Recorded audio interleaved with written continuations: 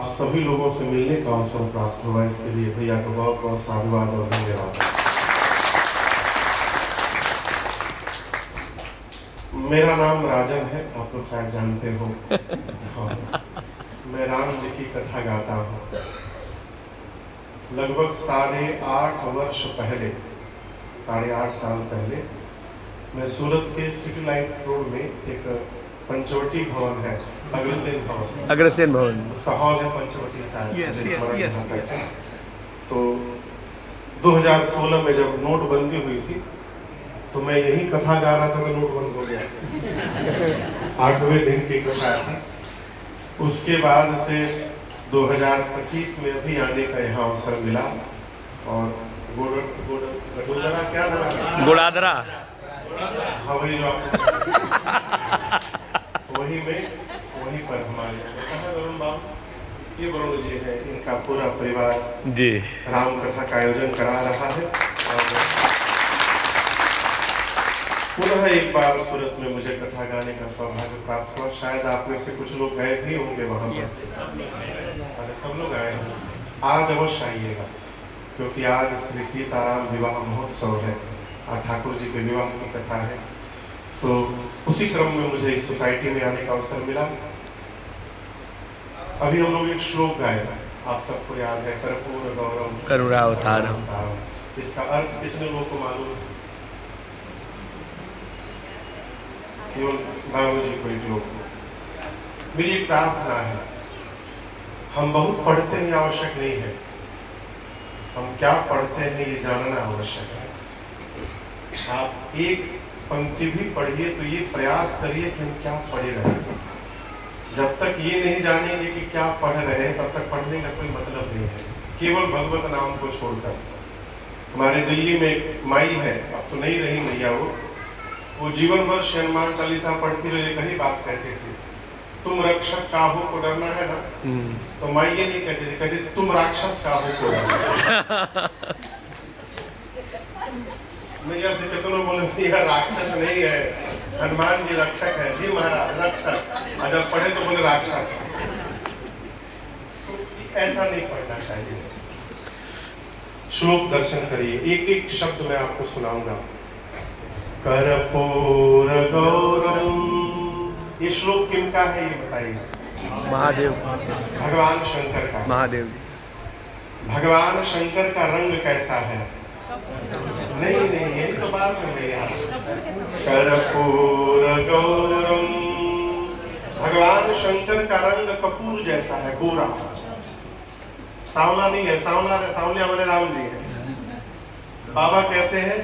हे भगवान शंकर आप कर्पूर गौरम और आप करुणावतारम, आप करुणा के अवतार हैं। संसार सारम, आप ही पूरे संसार के सार तत्व हैं। भुजगेंद्र हारम, भुजगेंद्र, भुजग यानी सांप, इंद्र यानी इंद्र, सांपों के जो राजा है। वासुकी सर्प, भुजगेंद्र हारम, आपके गले में वासुकी सर्प हार बन के सुशोभित है। सदा बसंतम, सदा बसते हैं कौन? हृदयारविंदे, आपके हृदय में सर्वकाल राम जी विराजमान करते हैं। वैसे भगवान शंकर को भवम, भव यानी शंकर जी का नाम है भव, भवम साथ में भवानी, दोनों को सहितम नमामि, आप दोनों को मैं साथ में प्रणाम करता हूँ। अभी श्लोक में सबसे जो मूल विषय है, सदा वसंतम हृदयारविंदे, यही भगवान शंकर के जीवन की भक्ति है कि हम माला जप रहे हैं, हम आरती उतार रहे हैं तो हम भगत हैं, ये जरूरी नहीं है। इन सबको करने के अलावा हमारा मन कहाँ है, ये बहुत आवश्यक है। यदि गाड़ी चलाते समय, व्यापार में बैठते समय भी हमारा मन यदि भगवान में लगा है और हमारे हृदय में भगवान विराजमान है, तो हम 24 घंटे भगवान के भजन में लगे हुए हैं। हृदय में भगवान यदि है तो, और यदि हृदय में भगवान नहीं है, मन में भगवान नहीं है, तो कितनों माला जपत रहिए, कोई उसका फर्क पड़ने वाला नहीं है। इसीलिए कहते हैं, एक भगवान से लोग कहते हैं प्रभु दया करिए। क्या करिए? दया कब करेंगे भगवान पता है? दया को उल्टा करिए तो क्या होगा? याद।